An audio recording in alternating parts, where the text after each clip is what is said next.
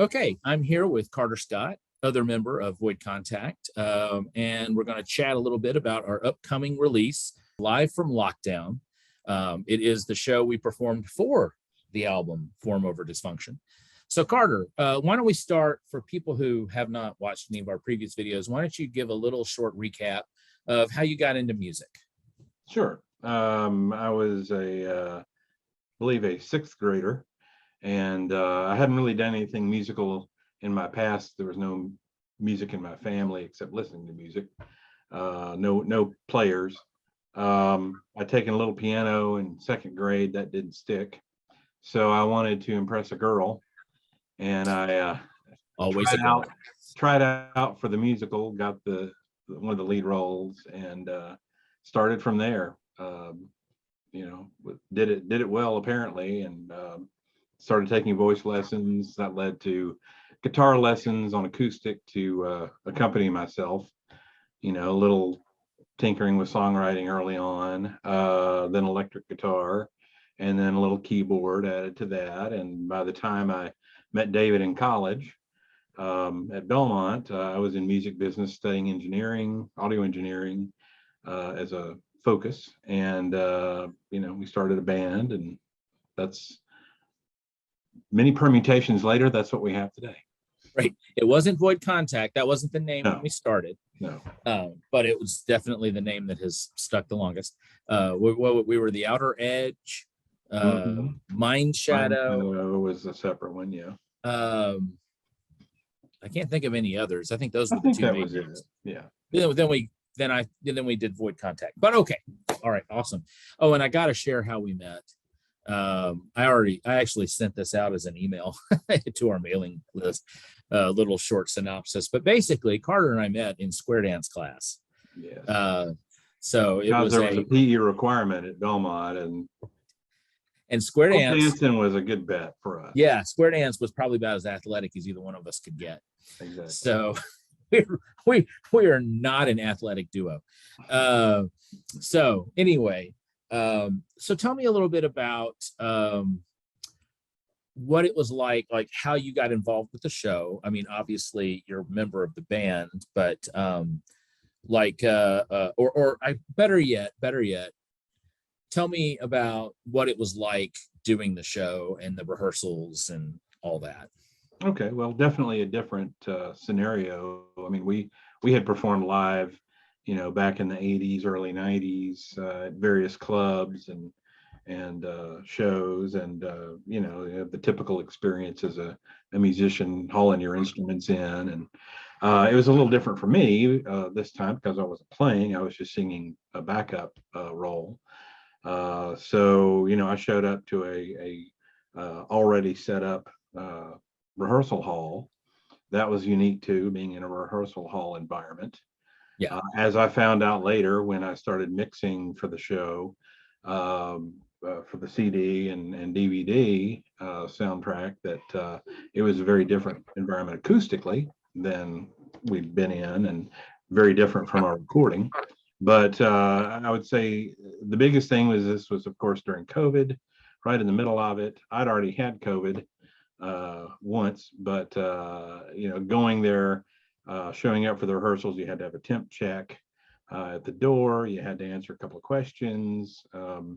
And I know we've talked about this several times. We were always concerned that someone in the band, or one of us, or one of the sound guys who, we had two excellent live sound engineers for this, that they might get sick or have a temp, and that would either mean replacing them for the show or, might derail the show. We didn't know. So there were a lot of unknowns. We also didn't have an audience except for just a handful of family members around. We were limited on the number of people who could come to that. I know it was about 30 or so people in the room total, I think. So it's just a very different atmosphere, very different environment than we were used to. And for me, anyway, it was the first time I'd performed anything live in about 20 plus years. So actually, it was the same for me. I think well, that's not totally true. That's not totally true. You're right. You've I done some did. other things, and Yeah, I had done a few other things, but it's the first time we'd performed our music right. live Right. in way longer than 20 years, I think. So I was about being like, generous. Could be 30. yeah, yeah. Well, I did the math. You know, we met in 1985. I think that's what, 38 years. Yeah. So yeah. Um. So so yeah, yikes. But yeah, that was a really stress-inducing experience. While it was wonderful and fun, it was that, you know, well, it was expensive, and that threat of somebody having a fever, somebody or a cough, or somebody catching COVID, even worse yet. Aside from obviously the fear of their health, it was also the fear of, oh my gosh, what if this thing gets shut down, you know? Exactly. And this was the largest group we performed with. I mean, the music necessitated that for orchestration purposes. Right. But there wasn't really anyone who was expendable in it in any way. All the parts, you know. Right. We had one trombonist, we had one wind player, we had 3 backup singers, but we'd worked out tight harmonies, you know, Right. important to carry the song as well. One keyboardist. I mean, you go on down the line, and anybody that got sick would, you know, severely impact the performance. Absolutely. Absolutely. That was a scary, getting that many people together. Now, for our listeners or viewers, I want to say we had planned this show before COVID ever hit. Yeah. So we had actually planned on this being, we were actually going to do it at the same location, but we were going to, you know, it's a big room with a lot of open space, and we were going to just set chairs up in it and, you know, and have an audience. In a way, I think it was better because we had a bigger audience than we would have, I think, because we ended up getting like 70 or so people watching it online, and maybe more. I mean, it might even actually, over time, I think it's hit over 100 views, and that's not large, I understand, but we would have only had a fraction of that in that room. We might have had an audience of about 30 people, you know, maybe. And it's not like the old days. We didn't run all over town, you know, tacking up posters on telephone poles. Right. No. For our club gigs like we used to, but no. So that was a good number for an audience, either there or you know, streaming. I think it turned out.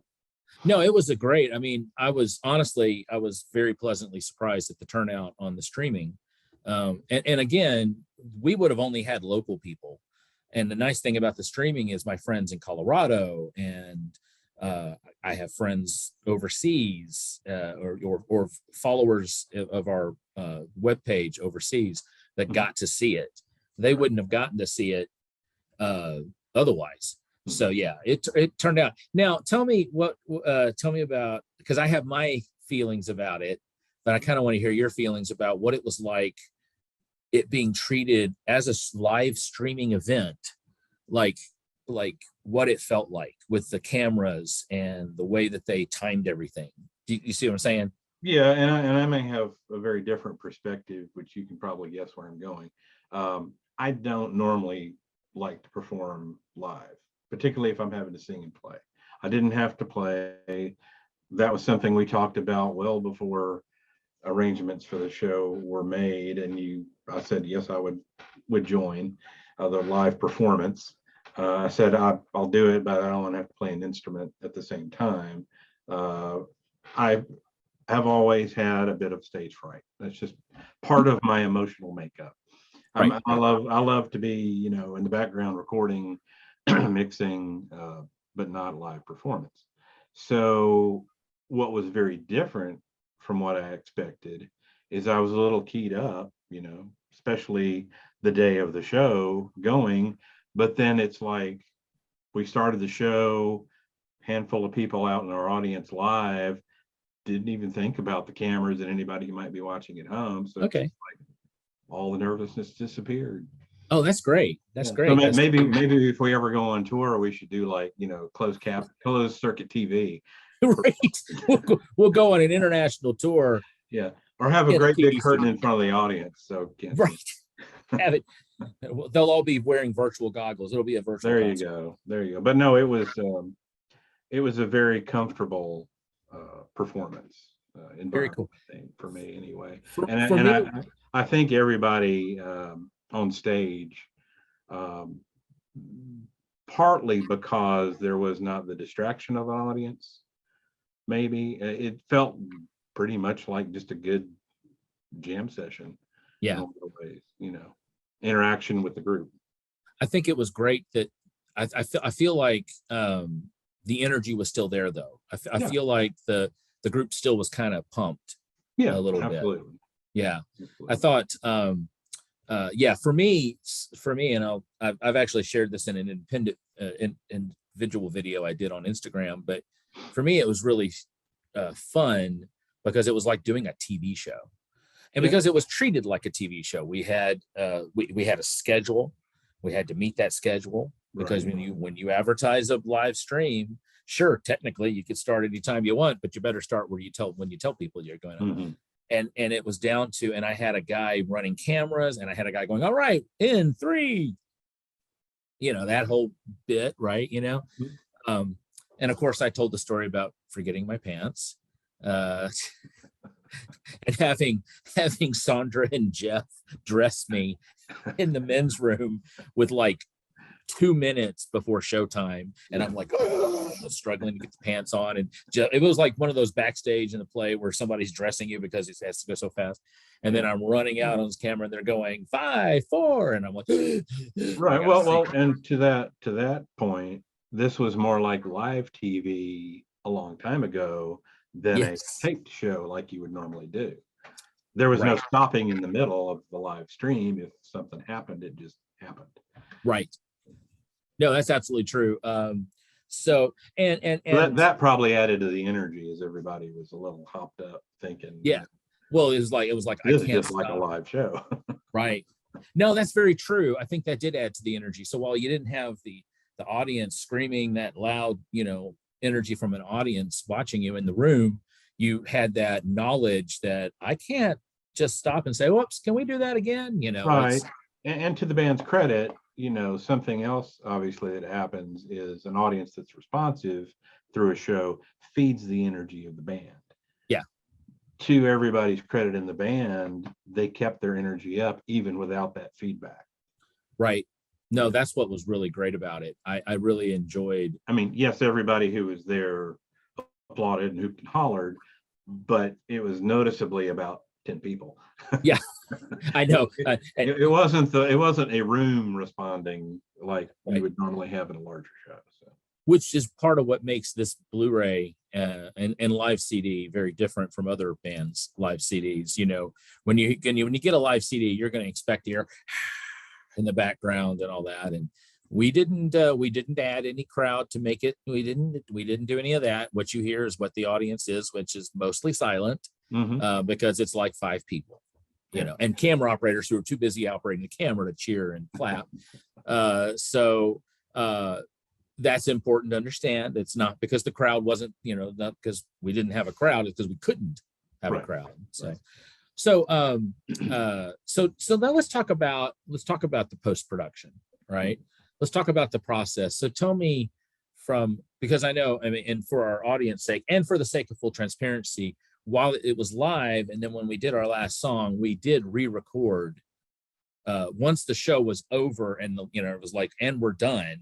Then the camera operators were like, well, you want to cut, you got room on the hard drive for a couple more songs. Do you want to redo a couple? Right. And we did kind of make some goofs on a couple of songs. And I remember going, okay, let's redo, I think it was What's Going On. I think we did 3. I think we did What's Going On. 3 songs. Those 3 songs. Yeah. Since She's Been Gone. And I can't remember what the third one was. It doesn't matter.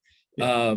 The point is we redid 3 songs, and then he was like, okay, we're out of hard drive. We're done, Right. So tell me, what was it like from your perspective, getting all those files, and how did you approach it? What was the experience like? Because I know this was new to you. It was new to me in the sense that it was a live show. Right.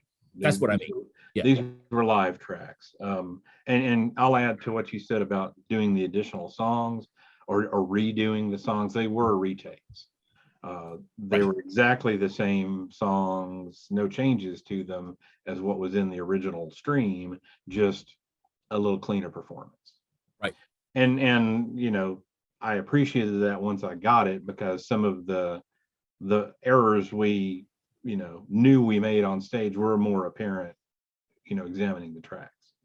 Right. So what was really different for me, I mean, I mixed the last album, I mixed half of the one before that, I believe. So when you and I work together, we have other players come in, whatever, we get the tracks, the raw tracks down, I get them and start working on them. All I'm focused on is that song. Right. You know, and that it's a cycle of record, get it to a finished state on the recording part, and then start working on the mix. And then the next song comes and you do that mix. I think the fastest I did them for the last album was I maybe did like the last 4 songs I mixed in a month or a month and a half. It was in pretty quick succession. Yeah. But still, I was looking at each song individually, what worked for that song and only that song, while still in my head kind of keeping the overall sound the same for the album. That's just right. It's normally how you work with an album's worth of material that you're going to present that way. What was really different with this is that it wasn't one song, it was all the songs for the show, one after the next. Some changes, some people moving around to different mics on stage.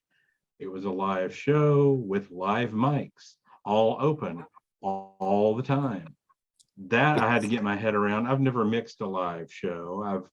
I've for the purpose of playback, I have, you know, done a little live mixing just to get a good sound for stage, but not for a recorded, you know, playback later.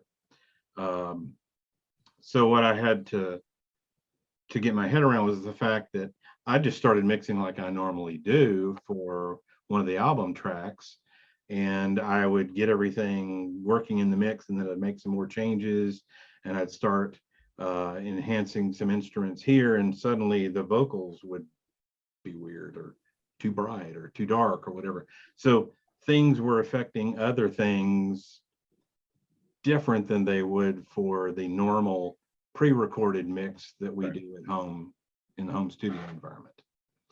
What I found was all those open mics were coloring each other.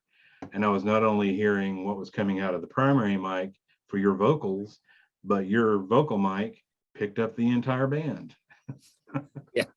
So I had to go through all of the tracks, mute every part on every mic that did not have a live signal player singer going through it at the moment, to start blocking out all the other instruments for that microphone.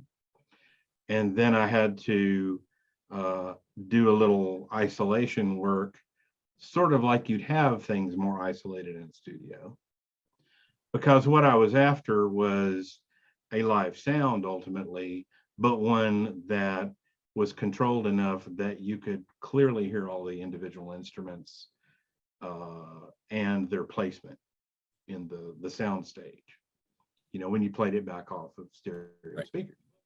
So it took a lot more work on the front end to get to just the point of normal mixing that I would do. And then once I did that, I had to not only consider that first song or that second song or that third song or that eighth song, but how it sounded across all of the songs. Yeah. That was very, very different. It was like one huge show with stops and starts and different instrumentation. It was like the ultimate prog rock song. Yeah. For an hour and a half or however long the show was. But it was frustrating. It was fun. I learned a whole lot. Even learned some new mixing techniques in the process. You know, had fun with the creative piece of it and workarounds. So, I would do it again now. At the time, I came close to throwing my hands up and saying, somebody else is going to have to deal with this. Right, right. It's just too different. Well, and that's part of why it took a while, because I know you're probably, the show was in 2020 and it's 2023, but I felt it was worth it. And I do want to say the mix sounds great. Well, I'm glad it turned out well. I was happy with it. And that took a long time too, was with the length and wanting it to sound cohesive all the way through. It took me a long time to get to the point where I was happy with it. Right. In fact, I think I worked on it for many months before I finally said, hey, exciting news, I have a mix I'm happy with finally. Yes. I remember it's starting to sound like I want it to sound, I remember that.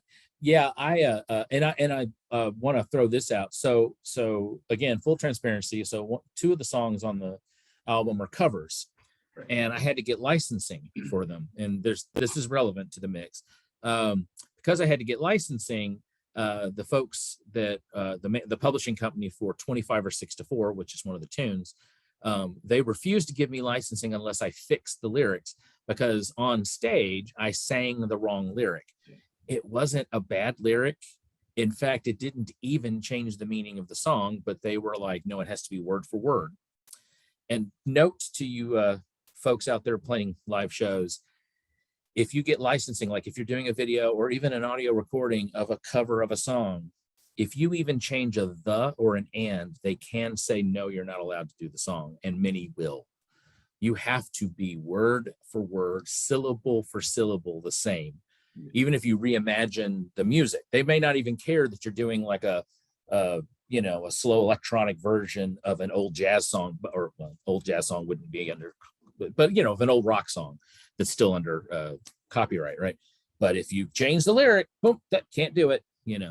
Very frustrating. So to fix that, I had to use a mic. It was a cheaper mic I have that's a SM58 clone.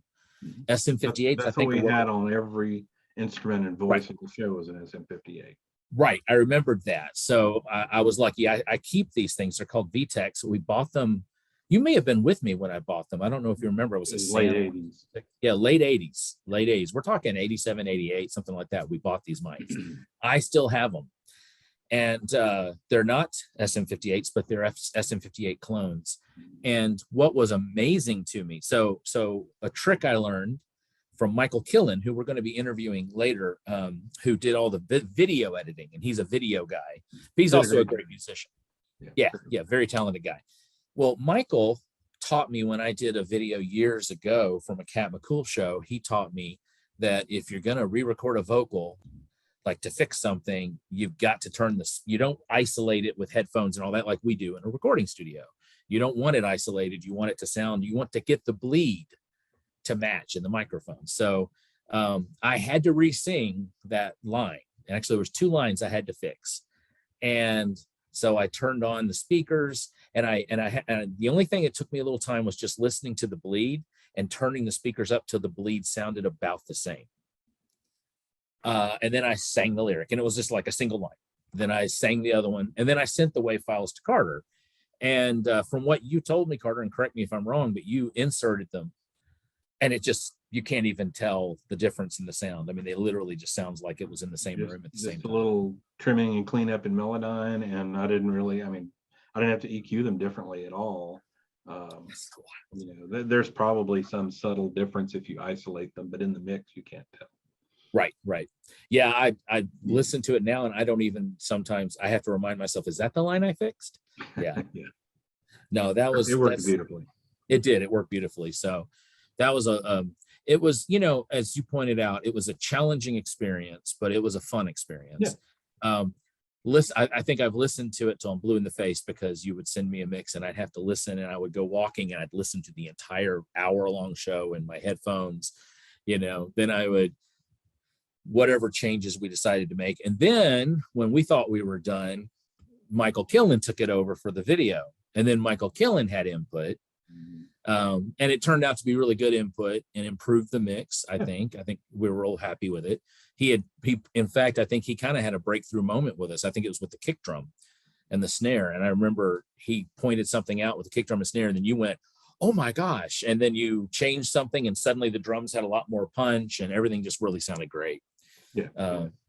Well, and it wasn't one thing he pointed out that was similar to what I already knew. You know, I was wanting to present the mix so that it felt like you were in the audience, not on stage. So when I was doing panning for the instruments and worried about the isolation versus bleed issue, I wanted it to sound like I was sitting out in the middle of the room watching the band perform. That was a little different from when in video you've got one player that's over on this side of the stage and they walk over to a mic about 10 feet away, which is technically on the other side of the stage. right. Or pick up a new instrument like Brittany, you know, would pick up the saxophone. And well, I was just trying to separate the instruments. So I had the saxophone on the opposite side of the field, like it was on this side of the stage and on the right, and she was actually on the left. Right. So there were a few corrections there to get things aligned so that it not only felt like you were in the room acoustically, but visually, which I didn't think about. Sure. Well, you were. presentation. Well, and for the sake of everybody out there, by the way, Carter wasn't watching the video as he was editing the sound. Right. I saw that later. You can do that. I mean, the software allows it, but because he was editing the video at the time Carter was mixing, we couldn't do that because songs were in a different order. So his soundtrack was the raw soundtrack from the show, whereas Michael was, you know, slicing and moving around. So song 1 might have become song 3, and song 10 might have become song 2, and that sort of thing. So Carter had to just do it audio. Yeah, and I will say the only reason that we ended up without having a major sync problem between the video and the audio that I was mixing separately is our one rule was we're not changing the timing or the tempo on anything in post-production. Exactly. You know, I carefully made 1 or 2 slight timing corrections on a note, but I was very careful later to go watch that, you know, made a note of it, go watch it with the video and make sure you couldn't tell that that player was playing something different. I know with piano, we had something I had to go back and work on a little bit. 2 things. Timing. Yeah. You know, and we were very careful to make sure that that wasn't the moment that you were watching his hands play. Right. Yeah. You didn't want the close up on the hands when. Right. Well, though ironically though, and that while that was exactly what we did, it turns out I think we discovered that it wouldn't have actually mattered because I don't think it was that he played it wrong. The keyboard double triggered, I think. Yeah, there was an issue with 2 notes sounding instead of 1. Right. And so, so it actually wouldn't have changed even if it was a close up of his hands. Right. But nonetheless, we were very careful. Right. But that note is for folks listening who, you know, normally want everything to be on a grid. There's no grid. Right. It's as it was recorded with very few changes in the tempo or timing. And you and I are definitely ones who like to be on a grid. I definitely prefer to be on a grid. Within reason. We're not quite EDM. Oh, no. When we record, you know, a studio song, the first thing I do is I do put down like some kind of rough drum that's not going to be the finished drum, and then I quantize it. That way you've got a nice solid timing foundation, and then I play around it, you know, and I'll sometimes add tambourines and acoustic things to kind of, you know, to give a more human feel. Yeah, to loosen it a little bit.